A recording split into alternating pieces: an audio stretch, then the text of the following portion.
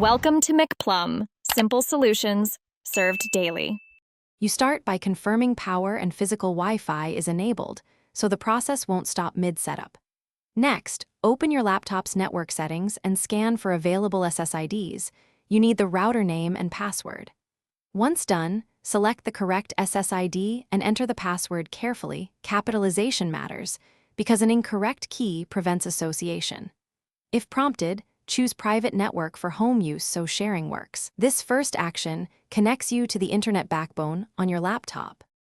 Once connected to the router, open a browser to verify connectivity by loading a basic page.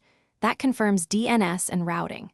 If a captive portal shows, common on public Wi-Fi, follow the on-screen steps to accept terms or login because the network blocks general traffic until you do. Make sure you choose and update a primary browser. Updates patch vulnerabilities and improve performance. Finally, enable auto updates so your browser stays current without manual checks. To finish, harden your connection.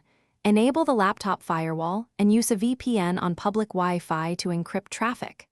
Configure trusted networks and disable file sharing on unknown networks because that reduces exposure. If you hit failures, restart the router and laptop first. This clears cached errors. Next, check IP and gateway and network details to confirm DHCP assignment. If issues persist, reset the network adapter or run the OS troubleshooter to reinitialize.